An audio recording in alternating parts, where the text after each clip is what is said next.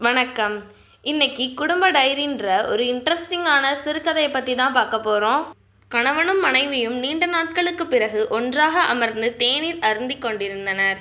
ஏனென்றால் அன்று அவர்களின் 25வது ஆண்டு திருமண நாள். முன்பு போல் இல்லாமல் அவர்கள் இருவரும் ஒன்றாக சேர்ந்து அமர்ந்து நேரத்தை செலவிடுவது குறைந்து போய் விட்டது.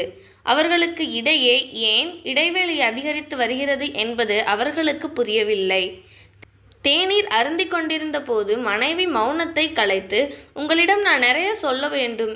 இப்போதெல்லாம் நாம் இருவரும் சேர்ந்து உட்காரக்கூட நேரம் இல்லை என்றாள். இதை பற்றி நான் நிறைய யோசித்து இந்த சூழ்நிலையை சமாளிக்க ஒரு தீர்வை கண்டுபிடித்துள்ளேன். நீங்கள் ஒப்புக்கொண்டால் நான் உங்களுக்கு சொல்கின்றேன் என்றாள். கணவர் தலையை அசைத்தார்.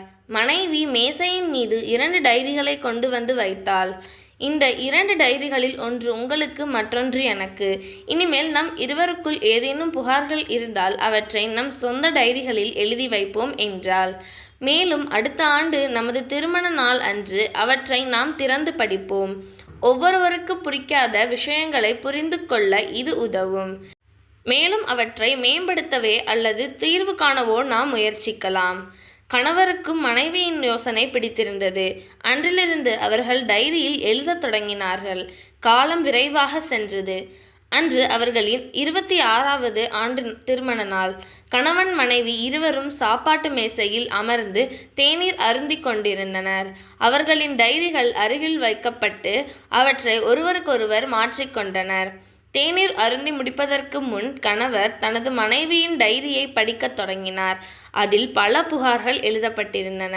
என்ன ஒரு ஹோட்டலுக்கு அழைத்து செல்வதாக உறுதியளித்திருந்தீர்கள், ஆனால் அதை நிறைவேற்றவில்லை என்பது போல. இன்று என் பெற்றோரின் வீட்டிலிருந்து விருந்தினர்கள் வந்தார்கள். நீங்கள் அவர்களிடம் நன்றாக பேசவில்லை என்று மற்றொரு புகார் கூறப்பட்டிருந்தது. பல மாதங்களுக்கு பிறகு நீங்கள் எனக்கு ஒரு புடவை வாங்கி தந்தீர்கள், ஆனால் அது பழைய வடிவமைப்பு கொண்டிருந்தது. இன்று நான் எனக்கு பிடித்த டிவி சீரியலை பார்த்து கொண்டிருந்த போது நீங்கள் செய்தி சேனலை மாற்றினீர்கள்.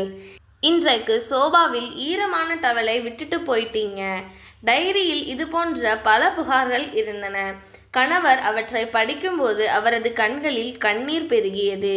அவர் மனம் திருத்தி தனது மனைவியிடம், இந்த தவறுகளை நான் முன்பு உணரவில்லை, ஆனால் இப்போது நான் இவற்றை மீண்டும் செய்ய மாட்டேன் என்று உனக்கு உறுதியளிக்கின்றேன் என்றார். இப்போது மனைவி தன் கணவரின் டைரியை திறக்கும் முறை வந்தது. பல பக்கங்களை புரட்டினாள் மனைவி. ஆனால் அந்த டைரி முற்றிலும் காலியாக இருப்பதை கண்டாள். அதில் ஒரு வார்த்தை கூட எழுதப்படவில்லை. ஆச்சரியப்பட்ட மனைவி, நீங்கள் டைரியில் எதுவும் எழுதவில்லையா என்றாள்.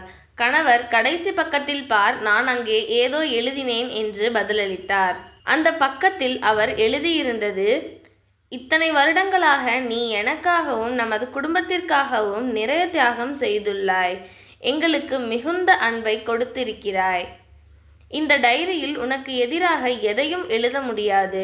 மேலும் உன்னிடம் எந்த குறைகளையும் கண்டுபிடிக்க வேண்டும் என்ற எண்ணம் கூட எனக்கு இருந்ததில்லை. உன்னிடம் எந்த குறைகளும் இல்லை என்பதல்ல, ஆனால் உன் அன்பு, அர்ப்பணிப்பு மற்றும் தியாகங்களுடன் ஒப்பிடும்போது உன் குறைகள் எதுவும் அற்பமானவை.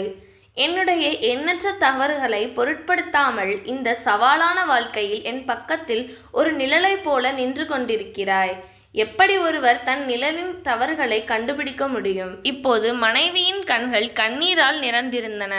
அவள் தன் கணவனின் கையில் இருந்த தன் புகார் டைரியை வாங்கி கிழித்து அதை எரித்தாள். இது போன்ற நிறைய கதைக்கு நம்மளுடைய சேனலை சப்ஸ்கிரைப் பண்ணிக்கோங்க. நன்றி.